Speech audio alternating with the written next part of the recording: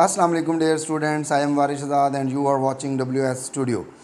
आज का जो टॉपिक है ये फास्टिंग है, pillar of Islam, paper 2 Islamiyat का। और सबसे पहले हम इसका क्वेश्चन बैंक देख लेते हैं। सबसे पहला क्वेश्चन जो नॉर्मली पेपर में आता होता है वो है describe the importance of fasting in Islam है। इसमें जो इम्पोर्टेंस है या सिग्निफिकेंस है ये सम टाइम ब्रेक डाउन इसको कर देगा, वो डिफरेंट पार्ट्स में आपसे कहेगा, लाइक इंडिविजुअल इंपॉर्टेंस डिस्क्राइब करें, कम्यूनल इंपॉर्टेंस डिस्क्राइब करें, या सम टाइम इसमें इंडिविजुअल की जगह वो वर्ड स्पिरिचुअल यूज़ कर सकता है। तो ये बेसिकली इंपॉर्टेंस इस तरह डिफरेंट पार्ट्स में भी आपसे पूछा जा सकता है। सेकंड जो एक मेथड है इसका पूछने का वो है आप एक्सप्लेन करें जी how Muslim observe the month of Ramzan. ये some time month of Ramzan आ सकता है एंड सम टाइम वो आपसे कह सकता है कि डे ऑफ फास्ट जो रमज़ान का होता है इसमें मतलब मुसलमान किस तरह से इसको ऑब्ज़र्व करता है, पूरा दिन जो है ये आ सकता होता है। अच्छा, इस क्वेश्चन को ये वाले दोनों क्वेश्चन जो हैं इनको अटैम्प्ट करने का एक मेथड आपको समझा दूँ। आपने क्या करना है, एक जनरल सा कंटेंट तैयार करना है और उसके अंदर आप क्या करेंगे, डिफरेंट पैराग्राफ्स में आपको समझा देता हूँ, वो आपने तैयार रखने हैं। तो इसमें से जिस तरह का भी आगे आएगा आप उसमें उसको फिट कर सकते हैं। तो सबसे पहले तो एक इंट्रोडक्शन का पैराग्राफ होगा, वो चाहे इंपॉर्टेंस आएगा, सिग्निफिकेंस के वर्ड से वो आपसे कहे, या observe the day of fast, month of fast के नाम से वो पूछे। तो ये जो पहला पैराग्राफ होगा जिसको मैं इंट्रोडक्शन बोल रहा हूँ, ये दोनों में बिल्कुल कॉमन होगा। तो इसमें क्या क्या चीज़ें आएंगी, इसमें सबसे पहले आप डिफ़ाइन करेंगे।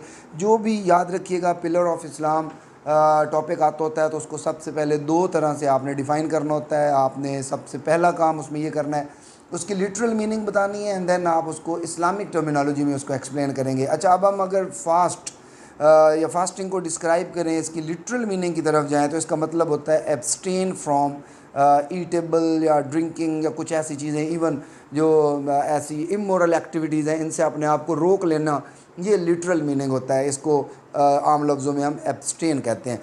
लेकिन अगर हम इसको इस्लामिक टर्मिनोलॉजी में लेकर आएँ तो इस्लाम में इसका मतलब होता है कि आपने ईटिंग, ड्रिंकेबल, इमोरल एक्टिविटीज़, इस सारी जितनी भी चीज़ें हैं इससे आपने अब्सटेन करना है फ्रॉम डॉन टू डस्क, यानी आप सहरी से लेकर अफ्तारी तक अपने आप को इन चीज़ों से रोक लेंगे तो इस चीज़ को रोज़ा कहते होते हैं।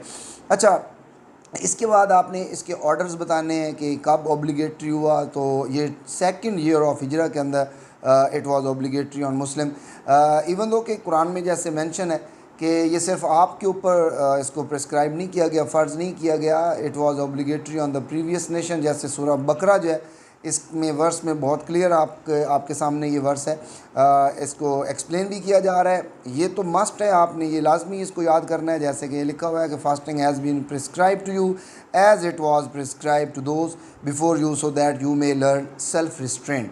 ये तो वैसे इंपॉर्टेंस यहीं से भी अंदाज़ हो सकता है कि आप असल ऑब्जेक्टिव आपका क्या होता है रोज़ा रखने का। अच्छा, खैर ये रेफरेंस आएगा। ऑर्डर्स बताने बहुत ज़रूरी हैं कि कब ऑब्लिगेटरी हुआ मुसलमानों के ऊपर, जब रसूलुल्लाह सल्लल्लाहु अलैहि वसल्लम जो है माइग्रेशन आपने कर ली और सेकंड ईयर ऑफ हिजरा आपका था, मदीना में आप मौजूद थे, तो उस वक्त इसके ऑर्डर्स जो हैं ये आए थे। अच्छा, इसके बाद आपने वर्ड बताना है, अरेबिक वर्ड कौन सा यूज़ होता है। तो सौम का वर्ड जो है ये वर्ड यूज़ होता है फास्टिंग के लिए, और इसमें मंथ बता दें तो वो ज़्यादा अच्छा होता है। ये मतलब एक ऐसी टिप्स होती हैं जिस पे आपके नंबर ज़्यादा आ सकते हैं। तो इसमें मंथ आपने बताना है कि इसमें कौन से वाला मंथ होता है। तो इस्लामिक कैलेंडर में देखा जाए तो ये 9th month of Islamic calendar है, रमज़ानुल मुबारक का जो होता है। अच्छा, अब इन सारी चीज़ों के बाद ये लिखने के बाद फिर आपने क्या करना है, इसको बताना है कि इसके 3 डिफरेंट आप कह सकते हो अशराज होते हैं। 10 को बेसिकली अशरा कहा जाता है, तो वो भी आपने डिस्क्राइब करने होते हैं।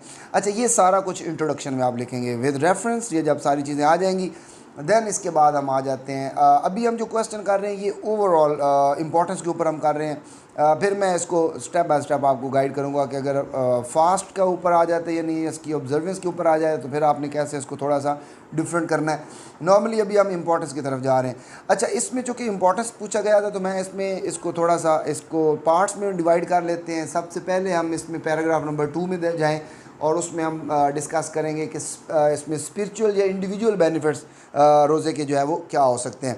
अच्छा, अब इंडिविजुअल बेनिफिट इसमें ये हो सकते हैं, एक तो आपके पास जैसे इसमें वर्स में बड़ा क्लियर डिस्क्राइब किया गया है कि आपको सेल्फ रिस्ट्रेंट मिलता है, तकवा मिलता है, इंसान अपने आप को जो है रोक लेता है चीज़ों के। यानी आप सोच लें, इमेजिन करें कि आपके सामने सारे ईटेबल्स हैं, ड्रिंकेबल हैं और हाँ हैं, सारी चीज़ें हलाल हैं, लेकिन आप सिर्फ अल्लाह के लिए आप उन सारी चीज़ों को टच भी नहीं करते, तो ये क्या है? ये सारे का सारा सेल्फ़ रिस्ट्रेंट है। यही तो रोज़ा आपको सिखाता है। दूसरे नंबर पे ये है कि इंसान बहुत ज़्यादा क्लोज़ हो जाता है अल्लाह अलमाइटी के, यानी आपका कनेक्शन अल्लाह के साथ बहुत ज़्यादा स्ट्रॉन्ग हो जाता है। फिर इसका रिवॉर्ड बहुत ज़बरदस्त है, जैसे कि हदीस के अंदर मौजूद है कि इसके एक स्पेशल गेट होगा जिसको बाबुर रयान कहते हैं, जिसके अंदर रोज़ेदार जितने भी होंगे वो उसमें से एंटर होंगे। बहुत ही इंपॉर्टेंट हदीस, बड़ी फेमस हदीस है कि in the month of Ramadan the doors of the heavens are open, the doors of the hell are closed and the Satan is chained. ये बड़ी मशहूर हदीस है। तो ये भी आप मेंशन कर सकते हैं कि एक तो इससे ये होगा कि ये जो सैटन है इसको कंट्रोल कर लिया जाता है और जन्नत के दरवाजे जो हैं वो खोल लिए जाते हैं। यानी इस तरह से भी ये आप इंडिविजुअल या स्पिरिचुअल बेनिफिट में आप ये चीज़ें डिस्कस कर सकते हैं। फिर उसके बाद ये है कि इंसान को जो है डिफरेंट डिजीज़ से ये बचाता है, इंसान के अंदर तकवा पैदा होता है, इंसान के अंदर जो है वो नेकी का एक जज्बा जो है वो पैदा होता है और इंसान बहुत ज़्यादा आप समझ लो कि उसको बेनिफिट बहुत ज़्यादा मिलते हैं रमज़ानुल मुबारक के रोज़े रखने से। अच्छा, इसके अलावा जो है इसका एक और बहुत बड़ा बेनिफिट जो है वो, अगर आप सारे पिलर्स को देखें या जितनी भी इबादत हैं, जितने भी आप पिलर्स के अलावा भी बहुत सारी बातें हमें जो बचपन से सुनते आ रहे हैं चीज़ें, उनका रिवॉर्ड कहीं ना कहीं मेंशन है। रमज़ानुल मुबारक के बारे में अल्लाह ताला का एक बड़ा क्लियर मैसेज है कि fast is for me and I shall compensated. यानी आप इमेजिन करें, हर चीज़ का रिवार्ड अल्लाह ने कहीं ना कहीं बता दिया है। तो फास्ट के बारे में अल्लाह कह रहा है कि चूँकि आपने मेरे लिए रोज़ा रखा है तो मैं ही इसका रिवार्ड आपको दूंगा। तो इमेजिन करें कि कितना बड़ा रिवार्ड जो है वो अल्लाह ताला फिर फास्ट का देंगे। तो ये भी एक बहुत बड़ा बेनिफिट है। ये सारे पॉइंट्स जो हैं ये आप इसमें इंडिविजुअल इंपॉर्टेंस या स्पिरिचुअल इंपॉर्टेंस जो है उसके अंदर ला सकते हैं। इसके अलावा अगर हम देखें तो कम्युनल बेनिफिट्स आते हैं। तो कम्युनल बेनिफिट में एक तो सबसे बड़ा बेनिफिट जो होता है कम्युनिटी या सोसाइटी की तरफ से देखा जाए तो उसमें ये है कि एक तो ब्रदरहुड आती है, फिर इससे यूनिटी प्रिवेल होती है, फिर आपके यहाँ किसी हद तक रोज़ा जो है ये पॉवर्टी रिड्यूस करने में भी बहुत ज़्यादा हेल्पफुल होता है। लाइक आप रमज़ानुल मुबारक का महीना जब स्टार्ट होता है तो जितने भी पुअर हैं, एक तो आपके लिए उनके लिए सिंपथी पैदा होती है, सेकेंडली आप उनको क्या करते हैं, उनको अफ्तारियाँ करवाते हैं, या उसके अलावा जो है उनको वैसे कोई डोनेट कर देते हैं, चैरिटी वगैरह, सदक़ात वगैरह जो है ये सारी चीज़ें आप दे देते हैं। तो उससे आप कह सकते हो कि ये किसी हद तक जो है पॉवर्टी रिड्यूस करने में भी काफ़ी हेल्पफुल होता है ये रमज़ानुल मुबारक जो है।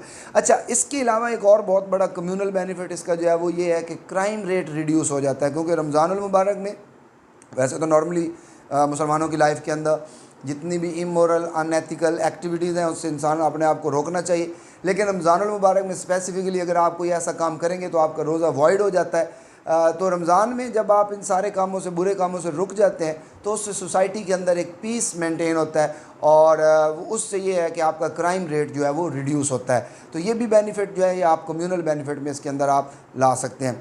अच्छा, इन सारे पॉइंट्स के साथ यानी आप बेशक एक पैराग्राफ इंट्रोडक्शन का दे देंगे, एक पैराग्राफ में आप इंडिविजुअल इंपॉर्टेंस डिस्क्राइब कर देंगे, एक पैराग्राफ के अंदर आप कम्युनल बेनिफिट्स जो हैं वो डिस्क्राइब कर देंगे, फोर्थ पैराग्राफ जो होगा उसके अंदर आप इसकी जो फर्दर इंपॉर्टेंस है वो बताएंगे। जैसे कि मैंने आपको बताया कि 3 इसके अशरात होते हैं, तीनों अशरात की डिस्क्रिप्शन आपने देनी है। फिर उसके बाद आपने बताना है कि रमज़ानुल मुबारक जो है इसमें जो लास्ट जो डेकेड होता है, जो लास्ट इसका जो अशरा होता है, इसके बारे में क्या इसकी इम्पोर्टेंस है। इसमें एक तो सबसे जो इम्पोर्टेंट चीज़ आती है वो है नाइट ऑफ पावर, जिसको लैलतुल कदर कहते हैं, उसकी बहुत ज़्यादा इंपॉर्टेंस है। जैसे कि सूरह कदर का यहाँ पे आप पूरा वो रेफरेंस भी दे सकते हैं, वो लाजमी इसमें लिखिएगा अगर इस तरह की ये चीज़ आ जाती है तो। अच्छा, इसके बाद आप इसमें वो लोग लिख सकते हैं जो एग्जेम्प्टेड हैं, जो रमज़ानुल मुबारक के रोज़े जो है वो नहीं रख सकते, उनकी लिस्ट आपके सामने, स्पेशली जो अगर कोई इल है, बहुत ज़्यादा ओल्ड है, इसी तरह वुमेन जो है वो स्पेशल डेज़ के अंदर हैं, या अगर बर्थ हुई है बेबी की और इस पूरे प्रोसेस में वो इन्वॉल्व हैं तो उनसे रिलेटेड, और अगर कोई जैसे पुराने दौर में स्लेव्स ऐसे होते थे, उनका मास्टर उनको परमिशन नहीं देता होता था, तो इस तरह की चीज़ें। तो ये लिस्ट वैसे आपके सामने ये वो लोग हैं जो एग्जेम्प्टेड है। अच्छा, इसके बाद लास्ट पैरा में चूँकि बाकी इन्फॉर्मेशन भी आपने देनी होती है, तो एक बहुत ही इंपॉर्टेंट बात जो कि लाजमी लिखनी है आपने, और वो होता है सदक़तुल फ़ितर। ये बहुत ही इंपॉर्टेंट चीज़ है। इसका क्या मतलब होता है ये पहले मैं आपको समझा भी दूँ। वैसे नॉर्मली हमें अपनी लाइफ में इसको इम्प्लीमेंट भी करना चाहिए। सदक़तुल फ़ितर का मतलब यहाँ पे ये होता है कि आप जो रमज़ानुल मुबारक के रोज़े रखते हैं, माइनर मिस्टेक्स हो जाती हैं, इंसान से छोटी छोटी मिस्टेक्स होती रहती हैं, तो ये चीज़ ऐसी है, यानी ये सदक़तुल फ़ितर ऐसा है कि एक तरह से सदका आप उतार देते हैं। फ़ितराना पे करने से आपकी जो माइनर मिस्टेक्स हैं वो सारी की सारी अल्लाह ताला वो ख़त्म कर देता है और उसका रिवॉर्ड आपको बहुत ज़्यादा मिलता है। और यहाँ एक बात और भी बता दूँ, ये इसको वाजिब कंसीडर किया जाता है, यानी ये ऑब्लिगेटरी है। अगर आप फ़ितराना सदक़तुल फ़ितर पे नहीं करेंगे तो आपकी ये जो ईद उल फ़ितर की नमाज़ है वो एक्सेप्ट नहीं होगी। ये भी बुखारी शरीफ की हदीस मौजूद है। तो इसको आपने बिफ़ोर ईद प्रेयर आपने सदक़तुल फ़ितर जो है ये पे करना होता है। इसकी जो अमाउंट होती है वो स्पेसिफ़िक होती है, उलमाए कराम जो हैं वो आपको बता देते होते हैं। नॉर्मली इसको जो है वीट के साथ कैलकुलेट किया जाता है, डेट्स के साथ आप कर सकते हैं, यानी जो आपके करंट मार्केट के अंदर डेट 1 kg की जो प्राइस होगी वो पैसा जो है वो आपका सदक़तुल फ़ितर होगा। और ये सदक़तुल फ़ितर का कॉन्सेप्ट भी समझ लें। इसमें मेरे बेटे होता ये है कि हर वो शख्स जो अपनी लाइफ जो है इंडिपेंडेंट वो स्पेंड कर रहा है और उसके ऊपर कितने लोग डिपेंडेड हैं, लाइक हस्बैंड वाइफ में। अब अगर हस्बैंड है तो वो ज़ाहिर सी बात है वाइफ उसकी होगी, फिर उसके बच्चे, सारे वो बच्चे जो सारे के सारे उसके ऊपर डिपेंड करते हैं। तो और अगर उसके घर में माँ बाप रह रहे हैं और वो जॉब नहीं करते तो वो भी सारे के सारे चूँकि उसके ऊपर डिपेंड कर रहे हैं, तो सारे डिपेंडेंट पर्सन जो होंगे वो उनका इंडिविजुअल वो कैलकुलेट करेगा हर एक का। मैं ऐसे सपोज़ करता हूँ जैसे कि 500 रुपीज़ जो है ये पर केजी अगर डेट्स मार्केट वैल्यू है, तो और मेरे ऊपर जो लोग डिपेंड कर रहे हैं वो 5 हैं, तो मैं 500 मल्टीप्लाई बाय 5 करूँगा तो जो 2500 रुपीज़ होंगे ये मैं सदक़तुल फ़ितर मेरा बनेगा। और रमज़ानुल मुबारक जो है जैसे ही मतलब कोशिश तो करनी चाहिए कि आखिरी अशरा के अंदर इसको दे देना चाहिए, लेकिन ईद की नमाज से पहले पहले जो है ये आपने कंपल्सरी है कि आपने पे करना है। अच्छा, ये चीज़ें आ गई आपके इस क्वेश्चन के अंदर, अगर ये इंपॉर्टेंस में आ जाता है। अब हम आ जाते हैं ये जो ऑब्ज़र्व कैसे किया जाता है इसकी तरफ आएंगे। पहला पैराग्राफ जैसे मैंने आपको बताया बिल्कुल सेम होगा, इसमें अंदर कोई चेंजेस हम नहीं करेंगे। पैराग्राफ नंबर 2 जो है इसमें आपने बताना है अब एक्टिविटी स्टार्ट कहाँ से होती है। एक तो आपने बताना है कि जैसे ही मून साइटिंग होगी, चांद जैसे मतलब देखा जाता है, तो उसके बाद मुस्लिम जो है दे स्टार्टेड प्रेपरेशन, मतलब शुरू हो जाती है। सबसे पहला काम जो है वो ये है कि एक्स्ट्रा प्रेयर पढ़ी जाती है जिसको तरावी कहते हैं। ये ईशा की नमाज़ के बाद, प्रेफरेबली ईशा की नमाज़ के बाद, वैसे आप तहज्जुद जो टाइम होता है यानी कि सुबह की नमाज़ से पहले पहले आपने ये पढ़नी होती है, तरावी प्रेयर होती है। और इसको आपने जैसे ही कंप्लीट किया देन उसके बाद मुस्लिम जो हैं they wake up early morning before the break of the dawn, और फिर वो क्या करते हैं, they take some food that is called sehri. अच्छा, ये सहरी जो है ये फजर अज़ान से पहले आपने करनी है और इसकी एक स्पेसिफ़िक दुआ है, आपको स्क्रीन पे ये नज़र भी आ रही है। वाबिसौम गदिन नवैतु मिन शहरी रमदान, I intend to keep tomorrow's fast of the month of Ramadan. और जब ये वो दुआ मांग लेते हैं, ये सारा कुछ अब आपने जब कंप्लीट कर लेते हैं तो अब आपने जब तक आपके यहाँ डस्क का टाइम जो है वो नहीं होता, यानी कि मगरिब का टाइम नहीं होगा, उस टाइम तक आप जो है अब आपके ऊपर जो है हर तरह की चीज़ जो है वो, चाहे वो ड्रिंकिंग में है, ईटिंग में है, या कोई भी इमोरल एक्टिविटीज़ है, तो उससे अब आपने आपको रोक लेना है। यही बेसिकली रमज़ान है और यही इसका मेन ऑब्जेक्टिव होता है। अच्छा, इसके बाद आपने डे कैसे स्पेंड करना है। डे में आपने एक तो नमाज़ें सारी कंप्लीट करनी है, कुरान की रेसिटेशन की जाती है। चूँकि ये क्वेश्चन याद रखिएगा, observe of the day of fast, जो observe of the month of fast है, तो हर वो एक्टिविटी जो इंसान डेली बेस पे जो है उसको परफॉर्म करता है, इस आंसर में आपने उसको लाजमी लिखना है। अच्छा, यहाँ इस पैराग्राफ में आपने ये अफ्तारी से पहले तक की सारी एक्टिविटीज़ जो हैं वो दे देनी है। पैराग्राफ नंबर 3 जो होगा उसके अंदर आप जो है अफ्तारी कैसे करनी है उस सारी चीज़ें आ जाएंगी। अब अफ्तारी में ये होगा कि असर की नमाज के बाद इंसान जो है वो इसकी प्रिपरेशन स्टार्ट कर देता है कि आपने ओपनिंग द फास्ट कैसे करना है। एक तो उसमें नॉर्मली ये होता है कि हमारे यहाँ पूरी सोसाइटी के अंदर ये है कि हम अपना मील जो है वो शेयर करते हैं नेबर्स के साथ, पुअर के साथ, या कुछ लोग ऐसे भी होते हैं जो थोड़े दाव लगा जाते हैं, मस्जिदों में चले जाते हैं, वहाँ अफ्तारी के लिए बैठ जाते हैं। तो ये भी उसी का पार्ट है, हमारी सोसाइटी का पार्ट है। अच्छा, जैसे ही मगरिब की अज़ान होती है तो ये बेसिकली आपका अफ्तारी का टाइम होता है। तो इसमें भी आपने क्या करना होता है, दुआ के साथ ये सुनना भी है, तो आपने दुआ मांगनी है। दुआ कौन सी है ये आपके सामने स्क्रीन पे आपको नज़र भी आ रही है, और इसमें आपने इसके अकॉर्डिंग दुआ के साथ आपने जो है, यहाँ पे भी आपको बता दूँ बुखारी शरीफ की एक और हदीस मौजूद है। सुनना ये है कि आप open the fast with date करें, अगर अवेलेबल ना हो तो पानी से भी कर सकते हैं, इवन आप सॉल्ट नमक से भी जो है ये कर सकते हैं। जितना सिंपल वे में जाएंगे उतना ज़्यादा अच्छा है। हमारे यहाँ तो इसका थोड़ा और ट्रेंड होता है। हमारी कोशिश ये होती है कि सहरी जो है वो फुल पेट जो है वो मतलब ठूस के की जाए, जितना कुछ अवेलेबल है वो सारा कुछ खाया जाए। और आजकल का तो जो ट्रेंड होता है वो यही होता है कि सहरी की 4 AM तक, नॉर्मली आजकल की जो मौसम है उसमें तो 3:30 AM तक जनाब इंस्टा यूज़ किया, रील्स देखी, उसके अलावा जो है डिफरेंट वो पता नहीं स्ट्रीक होती हैं ये बनाई, फिर सहरी के बाद फिर सो गया। फिर पापा की परियां, ये जो शहजादे होते हैं, इन्होंने उठना कब है जनाब, बिल्कुल अफ्तारी के करीब करीब उठा और फिर जनाब वो एकदम से फिर ठूस लिया, जितना कुछ पड़ा हुआ है सारा कुछ बना के वो खाने के चक्करों में पड़ गया। और ये हमारे यहाँ फास्ट होता है, लेकिन इस्लाम में ये बिल्कुल इस तरह का कॉन्सेप्ट नहीं है। अच्छा, इसमें आपने ये चूँकि पैराग्राफ नंबर 3 जा रहे थे, तो इसके अंदर आपने बताना है कि इसके साथ साथ आपने अफ्तारी के बाद अब अगेन जो रूटीन आपकी है, इशा की नमाज़, दैन उसके बाद आपके पास फिर वही तरावी और फिर साइकिल जो है ये ऐसे ही चलता रहता है। इस पैराग्राफ में आपने साथ में शब कदर यानी कि नाइट ऑफ पावर को भी दे देना है, डिस्कस करना है नाइट ऑफ पावर क्या है, जैसे सूरह कदर के आपने यहाँ पे रेफरेंस लिख देना है। और जैसे कि कुरान इसके बारे में कह रहा है कि ये जो नाइट है, ये नाइट इस आप कह सकते हैं कि इक्वल टू 1000 मंथ्स है, जैसे कि कुरान ने इसको सूरह अल कदर के अंदर डिस्क्राइब कर दिया है, बहुत ही खूबसूरत वे में डिस्क्राइब किया है।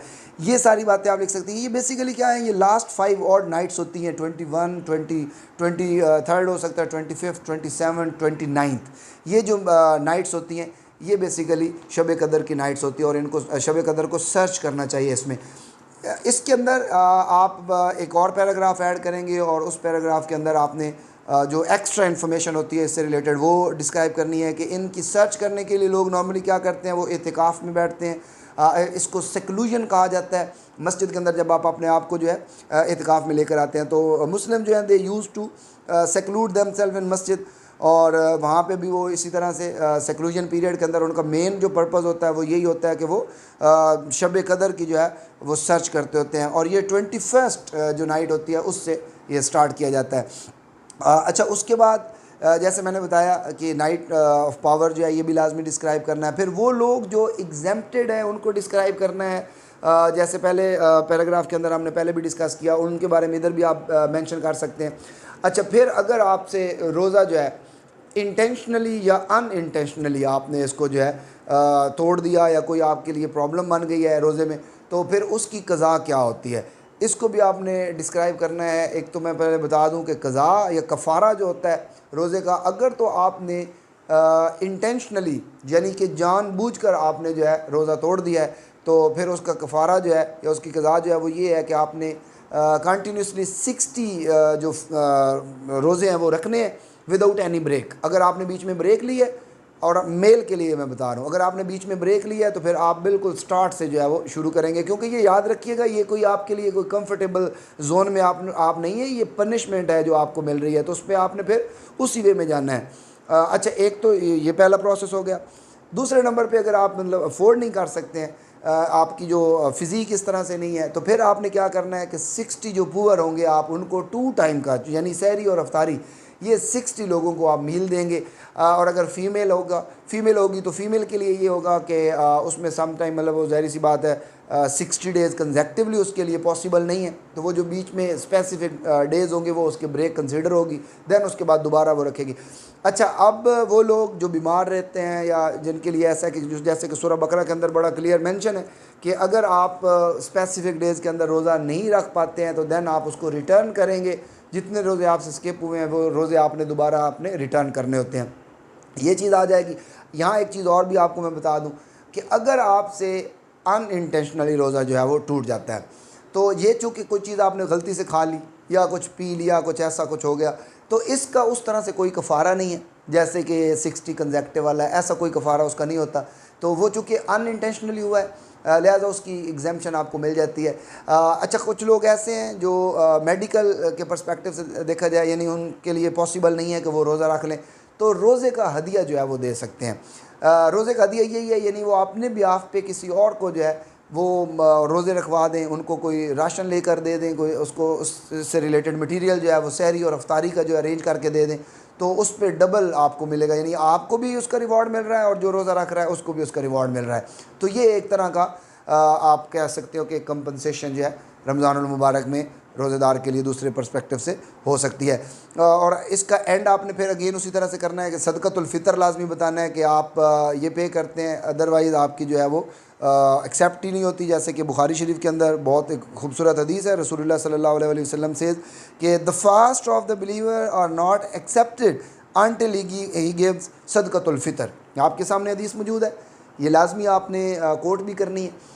सो ये आपका टॉपिक है। सदक़तुल फ़ितर से रिलेटेड भी बातें सारी डिस्कस कर ली हमने, इंपॉर्टेंस भी डिस्क्राइब कर ली हमने, इंडिविजुअल, कम्यूनल, और उसके अलावा हमने डे ऑफ फास्ट भी देख लिया।